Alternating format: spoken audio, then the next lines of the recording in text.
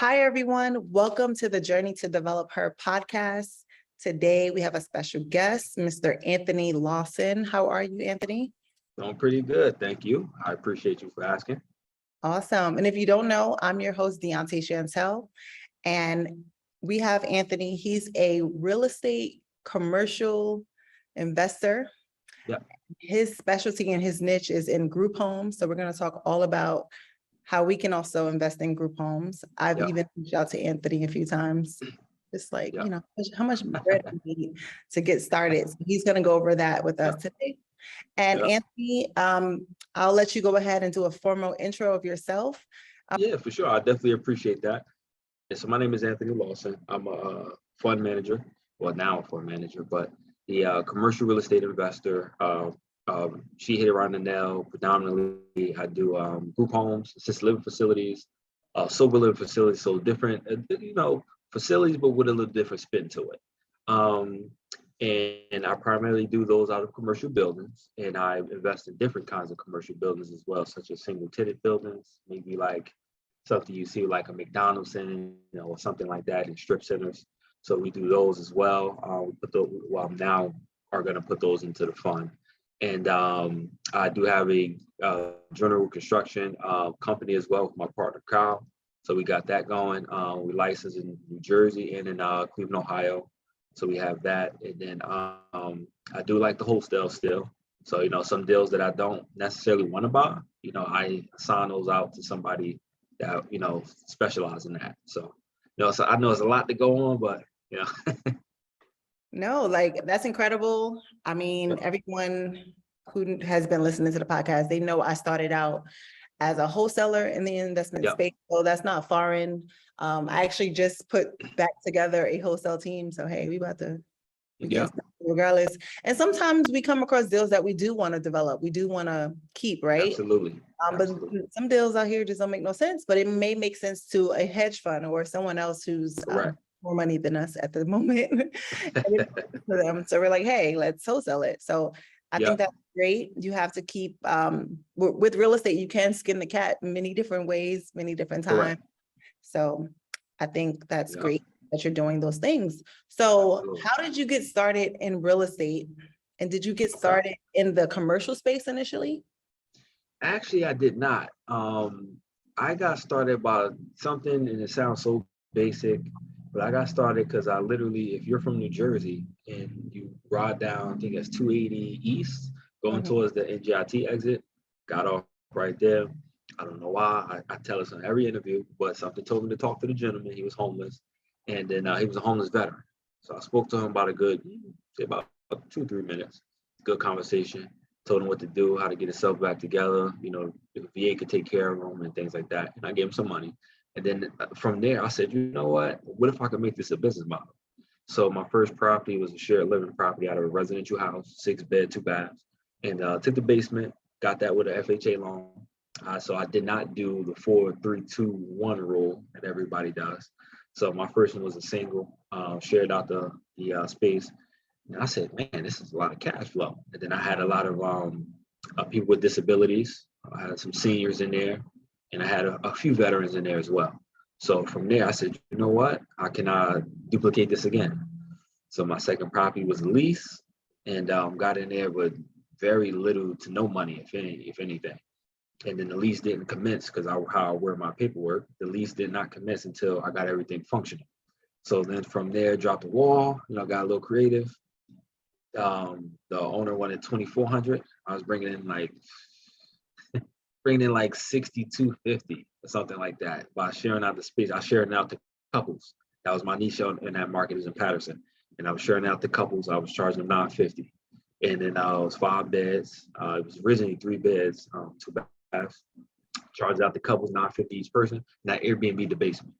So got a little creative on that one. Then from there, I saved my money and just bought another one and bought another one, things like that. And you asked a very good question. How, what was that commercial? I honestly don't even remember my first commercial deal, and it sounds crazy, but I just kind of stumbled in commercial. I knew that's how the wealthy, continuously, maintain their wealth, build the wealth through commercial assets. So now I like to focus more on my energy on that.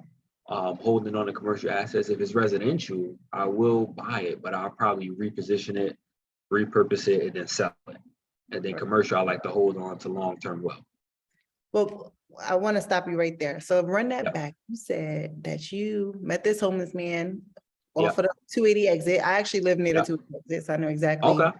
I'm in East Orange, so Okay. he was in my hood. And I mean, I'm very familiar with the strategy because Okay. I've contemplated it myself, and I've Yep. seen presentations on it when I in the Midwest. A lot of what Yep. they do there, and where you also work apparently too, I believe. Correct. Assisted living. But for those Yep. who's listening that don't know anything, but they may have a single property right now that another wholesaler sent them, or whatever the case may be. They may even own one and it's not generating them any money. How do you Correct. actually get those type of contracts for veteran assisted living or whatever? Mhm. How do you actually get those type of that money, that $6,200 a month type of money? Right. So it depends on it depends on who you're helping, honestly, and your target demographic. So if you want to be homeless, then you can go to the hospitals. People don't realize that the hospitals, as a taxpayer, people that can come in without insurance can still get seen. And it's usually a lot of homeless people. And they actually have a segment, and it don't matter what hospital you go to. Every hospital has a segment where when people come in, they get them fixed up, whatever the case may be, give them shots, whatever.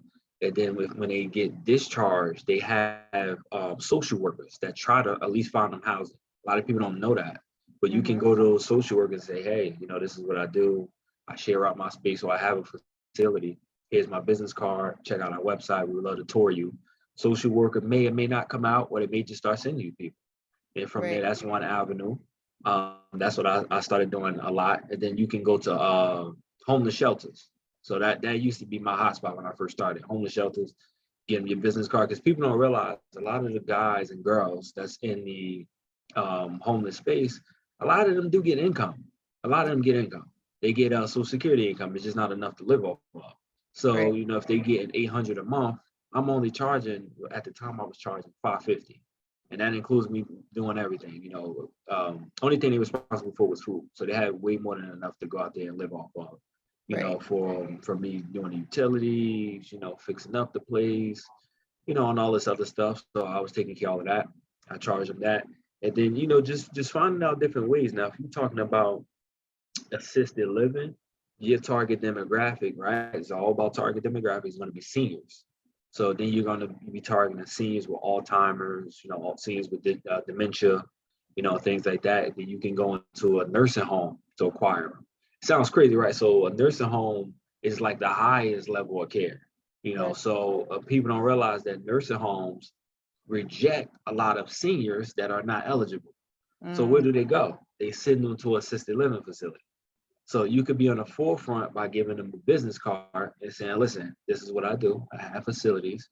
I would love to do something with you, and you can send me your referrals, and I can send you my referrals, because they all work together, right? So if you have an assisted living, some people are not eligible for your care now because it's too much care. So then you send them to a nursing home. So, you guys all work together in that kind of space. And then as far as you said, like the money and everything like that, when you buy an existing facility, usually for assisted living, you have like Medicaid waivers, and things like that. So insurance companies and it sounds funny saying like, oh, insurance companies charge like $2,000 to $3,000. For a lot of people, it's like, oh, that's a lot. But private pay, I seen private pay can go all the way up to $7,000. Actually, New Jersey, one person. I gotta put them right now. Let's go. I seen New Jersey, you can get high as $10,000 for private pay. Now, what kind of, and not for nothing, like I should know that too, because I used to be a paralegal dealing with Medicare type of clients. Nursing homes, the state pays them like $12,000, $15,000 per month. So I should. Per person. Per person, yeah. We need to get a nursing. Nursing homes, you know what? Nursing homes, I will buy a nursing home and reposition it into assisted living. The reason why, nursing homes have a lot of expenses. Yeah. And not only that, yes, all of them are business segment in different business categories, but nursing homes are on the highest level. So when you're on the highest level, guess who are overseeing and watching? The government. Government. So nursing homes, I like to buy them at a distress, which hence I did that on a sober living facility that we just acquired 2 months now, 115 beds in Cleveland. And it was an old nursing home. And we converted it about 10,000 square feet, commercial building, things like that. But yeah, I like to reposition those and flip them. Or I put them under contract and assign them. I do have buyers that buy nursing homes. Okay. So, okay, let's go back to the military. So we want specific military programs because actually one of my contracting friends, they actually want to do, that's like his whole business plan. He's an ex-veteran. So, and he was telling me like to go find him some stuff. And I'm like, okay, do you got the money? He didn't really have the money at the time, but how do we actually get those type of contracts? Are we just looking for VA programs? Locally? Yes, you hit it around the nail. So VA, the thing with VA, people, approach me, I just want to do veteran housing. I mean, that's great. I would love to do just veteran housing too, but it takes time to build rapport with the VA because VA have a certain window that they're looking for certain criteria. And if you fall out of that window, you just got to wait until next year or whenever they enroll out the program. So they got like what's called the continuum program, residential care continuum program. Then they got the one that you can get per diem, meaning like, say, I think for New Jersey, if I'm not mistaken, I know it went up. I think it's like $56 to like $60 a day, something like that. They pay you. Then you know how much you would get by just multiplying that times 30 days for the month. And then, but they pay you every day, so it sounds crazy saying, oh, $60, but it's just like you saying $60 from 20 people, and it adds up at the end of the month. So VA, they have different programs. I would tell anybody to go to va.gov and stay on top of the website or have somebody that actually works there. See, I missed that window for East Orange. They actually needed hospice care. Hospice, I don't really teach hospice so much because it's a little bit different. But hospice I would do. So hospice is, everybody should know what that is just pretty much somebody that's on their, their deathbed.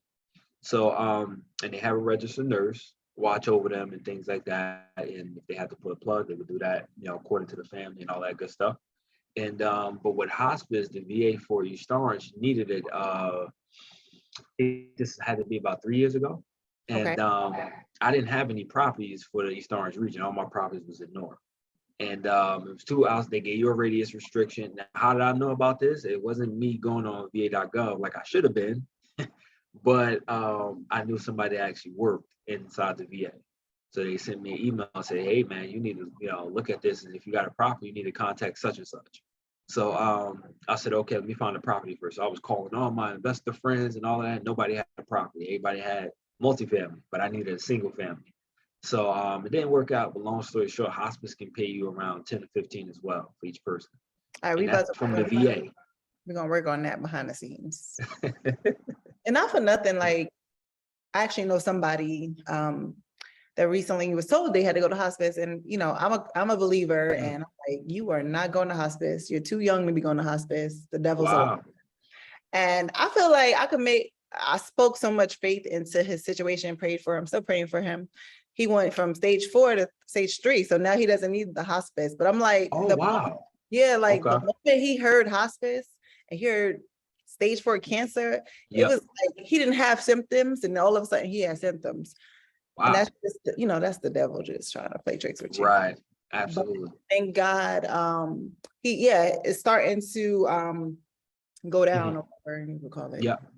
Yeah, but anyway, he gonna live and I die. And that's what I told him. So can you imagine if you could make that impact on somebody? I mean, it ain't gonna help everybody, I don't think, but help somebody mentally, spiritually change their mindset in that environment, because that environment is where you go to die. Absolutely. Yeah. So it can mess with your mental. Absolutely. Yeah, literally. He just, as soon as he heard that, as soon as he heard the word cancer, he just started feeling ill. Right. And it's true. The day before, the minute before he heard that, he wasn't sick. So it's just nuts to me. Absolutely. And one thing too, before I forget, Dionte, if you don't mind me mentioning this, is because I think it's very important for everybody to know you have a nonprofit, right? Yes. So what people don't realize is, and I'm gonna let you know this too, because you can apply like ASAP if you good. You can partner up with nonprofits to get your facility going. Now, for instance, I'm gonna give you an example. You have a nonprofit. HUD just put out a statement, and I put this all on my social media because everybody know I do facilities. HUD put out a statement. They are willing to pay. They have allocated funds up to 20 million to convert multifamily into assisted living facilities, and that's in the form of a grant. Now, So you have to be a nonprofit though.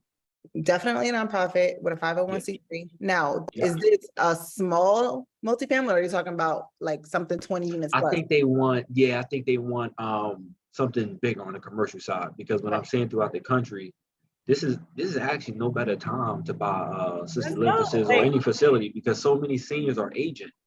They are. There's too many seniors. Over the last 3 years, I mean, when I got heavy in development 3 years ago, when I tell you I got the presentation from boys out in Missouri, but they was running it down. I was like, oh, okay, let me get my coins together and let me revert back to it. And now 3 years later, it's even worse after COVID, right? Everybody's like, everybody, but a lot of people are like in a jam when it comes to financial status. You see a lot of evictions going on. Elderly are also being affected. Absolutely. And then the rents just went up crazy over the last 2 years. So absolutely. Yeah. And I think that's important for people to know, because even like some of my students want to be a nonprofit. So I said, okay, this is what you should do. I don't train people on being a nonprofit. I could just point you to the right direction. Right. So, but if you go that route, you can still help a lot of people, because a nonprofit has access to things that a for-profit does not. Exactly. So, and then they get, front of the front line first as far as grants. Now, there's a lot of grants out there for profits, because I just got a few grants for my group homes. Nice. So, and I just think that was important for people to know. So, staying on top of the VA, staying on top of HUD websites and stuff like that, because they do put out alerts and time frames of windows that you got to apply in order to get these grants. Right, and that's awesome. And we had someone on here a couple months back talking about group homes. She was a coach. Yeah. What does one need to start a group home, in your opinion? Okay. Do you actually need thousands of dollars to get started? So you do need a little money to get started. The reason why I say that, because if you're doing it from the ground up, now I'm gonna teach you 2 ways. Same thing I teach in my course, but 2 ways. You could do from the ground up, or you can bypass that. It's already set up and buy an existing. That's when you can prevail, because an existing one is already set up. You don't got to put a fire suppression system. You don't got to go to the state and do this and that and this paperwork, because it's already set up. It's pretty much turnkey. You just got to, turnkey meaning like it's already set up. If it's a distressed facility, then obviously you need rehab. But to answer your question, if it's from the ground up, then yes, you got to apply online for the application. And then I know it can be daunting and stressful for some people, because they're like, okay, I called the zoning department, they're telling me they don't know what a group home is, and all this other stuff. So it's usually the state that handles it. And then the zoning, you can follow up with them and see if it's zoned. But the funny thing is, if you read the Fair Housing Act, that is everybody has access to, you really don't even need a license for a group home, which you don't. The biggest difference that I explained is the license route is because you're having your staff pass out medication. Gotcha. You have your staff cooking. You have more of that hands-on. You have staff to do all of the extra stuff, the paperwork with the state. Now, if you're unlicensed, which I have licensed and unlicensed group homes, if you're unlicensed, usually you have what's called a house manager, a living house manager, and then you're not providing any services. It's just strictly a room and board, sort of like a room house, but it's ran just like that. So there's multiple ways you can get it done. It's just usually a lot of people flock to the state licensed one, because it's a lot more money that you can make for the state. That's good that I know. So when I first got started, I think when I first started learning wholesaling, I knew before even that, I knew I wanted to be a developer, right? I knew Newark was on like every other house in Newark used to be abandoned. Let's just put it like that. Oh, I know. I'm from Newark. Okay, so so I knew back when I didn't have no money that I wanted to be a developer. And then shortly after that, I knew I wanted to start a group home. And mine was going to be for domestic violence. I was supposed to do it with my baby daddy, but we broke up. So I never got back in the mindset. And then recently, I was learning how to set up group homes, and actually was going to use my properties in Missouri turn it into Okay. homes with programs that are already in place. They would just rent my house, basically. Yep. I was gonna rent my house to group homes. They would do whatever they want to do. They just pay me my money. That's all I cared about. Yep. But my uncle who had mental illness issues like schizophrenia, I noticed when Okay. he was trying to come out of wherever he was, they had group homes too for people with mental illness. So I was like, Yep. oh, maybe I should put a program together. I don't know Yep. how to run that because that's a whole nother Yep. situation. But Right. in Essex County, there's a lot of landlords that are renting it out to programs and nonprofits that manage, Correct. Individuals with mental illness. So I just think Correct. it's incredible that you bring that up. Now, I know everybody that is going to listen to this podcast, they want to know, how are you finding these distressed properties that we're talking about? Group Yeah. home. You know what's so funny is a lot of people think like it's like a fairy tale or like a magic button. So Right. it's simple as this, right? If you look at certain municipalities and things like that, especially the licensed ones, they easier to find. I mean, the unlicensed, you just buying a property that you think can fit. Usually it's like a large single family or something like that, or multi-flex commercial building for general purpose usage. But if it's for the state, usually you have to toy around keywords, because I see throughout the country, they call group homes different words. They call them adult care facilities. They call them adult daycare. There's just different things that they call them throughout the country, group homes, etc. And you can say group home, licensed group homes, New Jersey or something. I'm just throwing out the first state that came in my head, New Jersey. And it's usually a list that comes up of all licensed ones. You pick up the phone and you call them. Okay, that's it. That simple. My And team then, about to and start then I that. can tell you now, New Jersey, you can go to the rooming and boarding standards. They regulate facilities as well. They call them healthcare facilities. They call different things. And Okay. you click the link, they're gonna give you like search the parcel, or like click this to download the Excel. When you download the Excel, it's like 3,000 facilities in New Jersey. You literally, they give you the name, the point of contact, the director, the email, and the phone number, and you just cold call them. That's it. Or if you're in the area, you drive around, get your business card. Hey, is the owner around? Usually when you ask for the owner, people want to say, and who are you? And then you just build rapport with them and just, hey, listen, I would like to talk to the owner about some things. Or you can take it from the approach of, I like to talk to the owner about some things. I got an elderly person that I think I probably want to put in this group home. Then when you get them on the phone, you say, listen, I actually found a place for them, but would you be interested in buying? And then, selling, I'm sorry. And then, from there, you just kind of take it from there. Cool. So Mm-hmm. do you think it's much more wise to do an actual distressed property when it comes to group homes, or should we try to get something literally turnkey where you're just getting the key and moving on with your life? And I would say get turnkey all day long, because I tell people from the ground up is more advanced.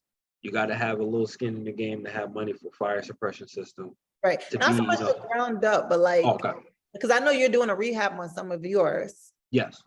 So when I mean turnkey, I don't want to do nothing. I just want to just start. Oh yeah. Because I know where you I don't know if you're doing deals I see a lot of your deals in the Midwest, like Ohio. Yeah. Jersey, I feel what do you think it's more expensive? Yes, if I'm your client, you think I should do the Midwest also? Correct. All day long. Now, the reason why I tell people this, I'm from New Jersey, and I'm not even really focused on New Jersey. Right. Don't get me wrong, I'm always looking for a good deal in New Jersey, because I know that, the Midwest, it's a higher cap. New Jersey, I can sell at a lower cap, which means I can make more money whenever I'm ready to sell it. Right. New Jersey, I'm always looking. The problem with New Jersey is people want way too much money.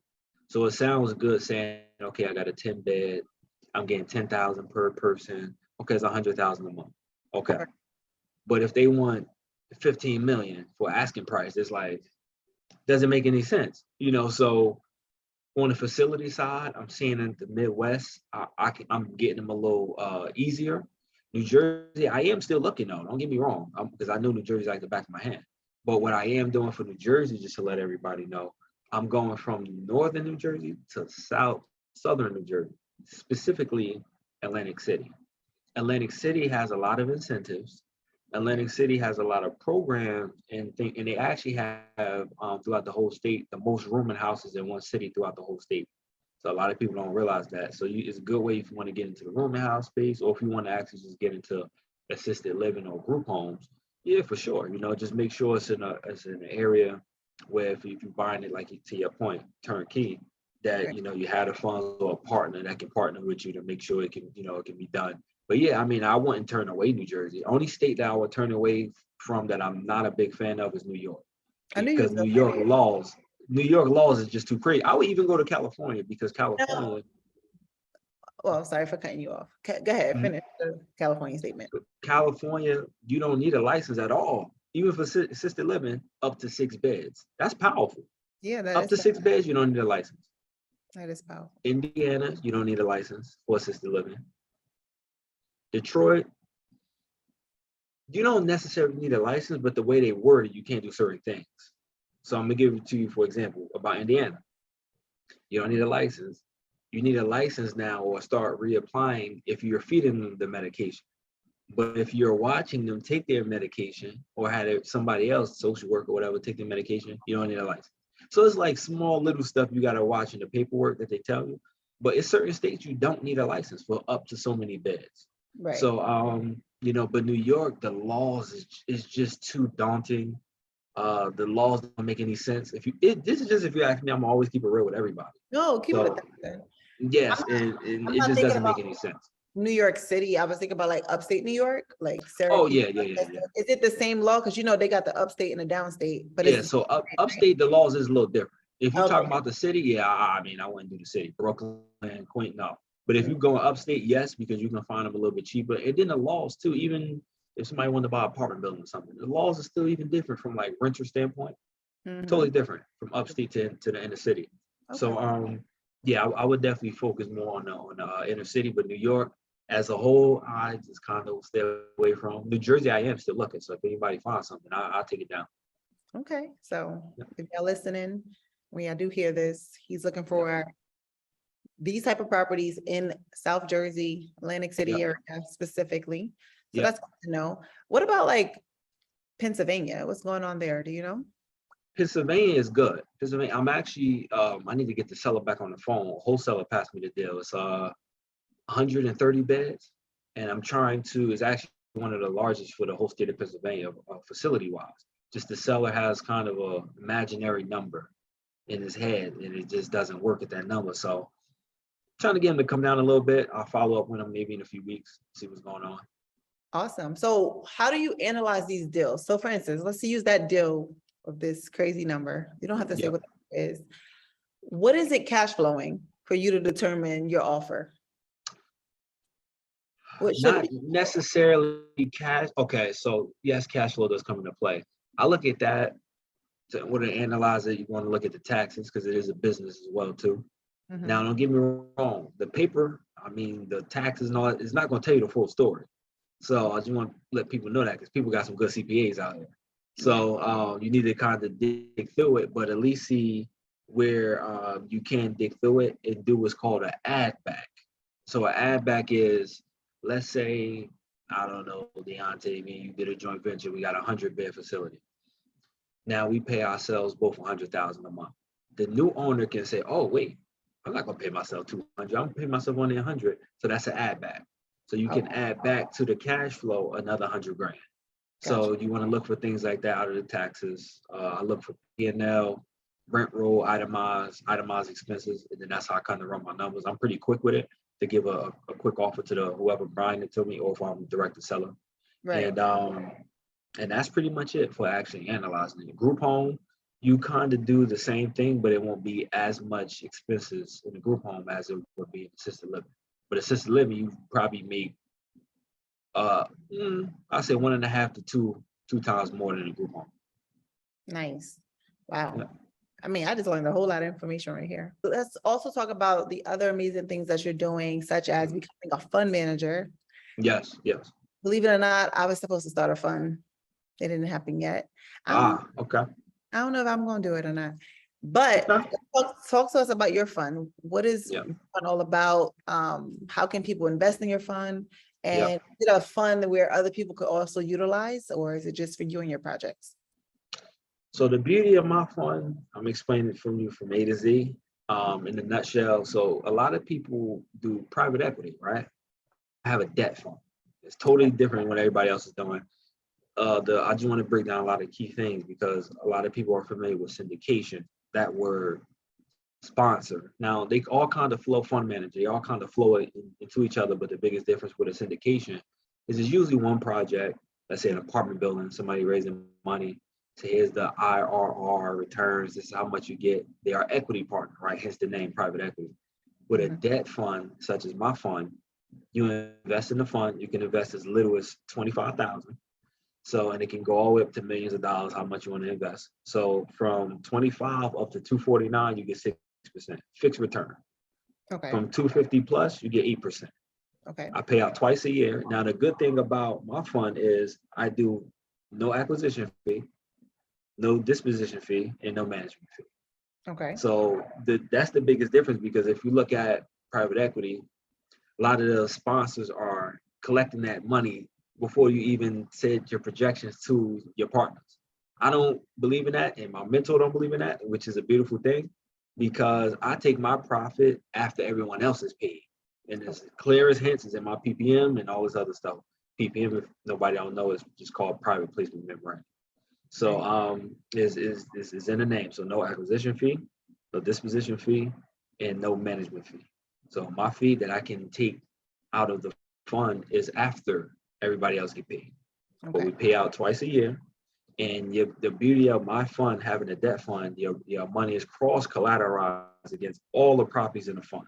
So you know how a syndication, in that example, apartment building, is just that apartment building. Yes, usually the sponsor got to open up another LLC or something like that for another apartment building. Mine, I don't have to do that.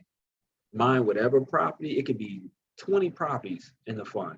Your money is cross collateralized against 20 properties. So if one project sucks and it goes wrong, which it won't, but I'm just saying, for example, everybody always thinks the worst. So if it goes wrong, the cash flow from the other 19 properties is there to support the investors. So that's the biggest difference. And I think it's powerful for a lot of people, because I take as little as 25,000 to get into the fund. And you get 6%, and I pay out twice a year. Okay.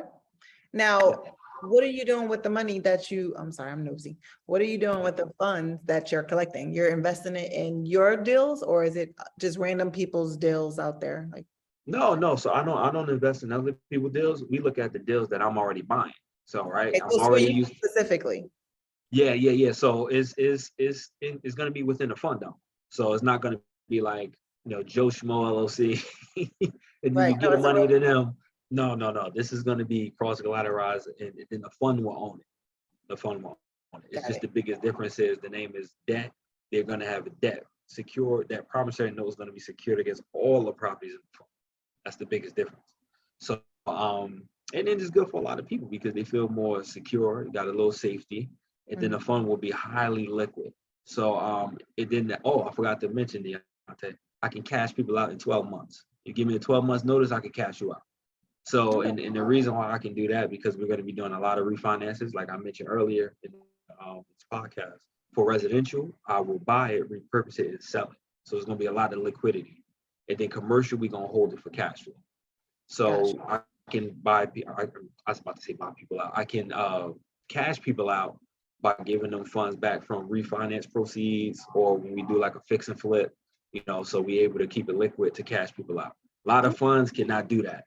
So that's the biggest difference. No, that's awesome. It's good to know. Yeah. I'm gonna have to watch this back to, take notes.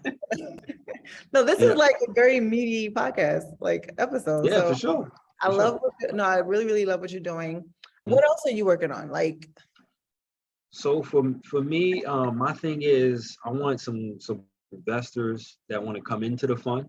right. We're doing some amazing things, not only and I really started this because I like helping the community. I didn't even talk about it, but I was in the military. So that's why I started helping people, that was homeless, homeless veterans and things like that. Because it's good for the community, and then you could, make a good business out of it. So it makes sense. It's a win-win for everybody. If we look at the statistics, most of the homeless people are veterans, which is crazy. So yeah, it's crazy. And then even seniors, if you look at the statistics, man, you were just talking about it. A lot of seniors are losing their homes. They're getting evicted because the rents are too high. And then the crazy part too is we not even talking about the seniors that are retiring from their jobs that's been working for 30, 40 years. We're not even talking about them. So that's why the government now is stepping in and giving out grants, because there's too many people retiring all at one time and there's not enough housing for them. And I know New Jersey alone, when I looked at those statistics, and I'm still looking for a good building, commercial building, New Jersey has over 3,000 seniors on the waiting list for these senior living facilities. It's crazy. So yeah, and I want some investors that want to come in the fund, watch the fund do some amazing things, and then they always willing can go to a property, we can tour them around. We have no problem doing that for our investors. And then that's willing to grow with us. So some good stuff that I'm doing. I just want to take it to another level with some investors. Yeah, it's so interesting that you bring that up. I don't know how, I'm assuming you just have it structured as like a GP or LP, right? Nah, that's private or equity. LLC. Okay, so yeah, it's just an LLC. Yeah, just under LLC. When I was looking into mine, I wanted to set mine up as a nonprofit. I don't even know if you Okay. do that. But because I wanted the foundations that are looking to give away money to come bring it in here. Gotcha. So, because I had that dream to start the group home initially for women. Right. Brand is technically built around women, even though I love the men too. We need each other. Right.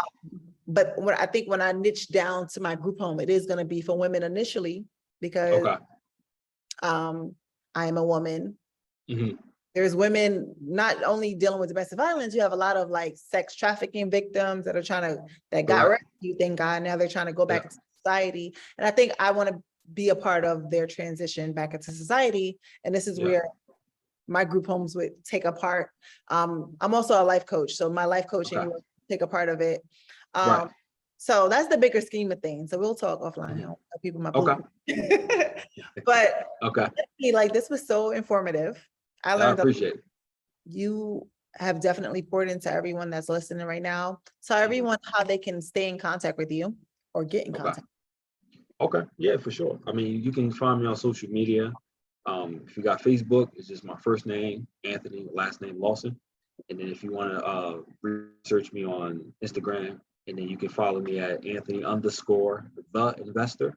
And then we can take it from there. And then a lot of people don't talk about LinkedIn, but if you like LinkedIn, then you can go to LinkedIn/Anthony Lawson, and it'll pop back up. And then, I mean, I look forward to, speaking with some people. Hopefully we can all do some deals together, and then we can all grow together. Awesome. And everyone, make sure you like, share, and subscribe to the Journey to DevelopHer podcast. We got to get these subscribers up, of course. And and just look out for all things that myself and Anthony are doing, whether it's collectively or individually. He has amazing things going on, and we will drop the promo code for his course, and definitely get in contact with him. All right. Be best, everyone. Take care.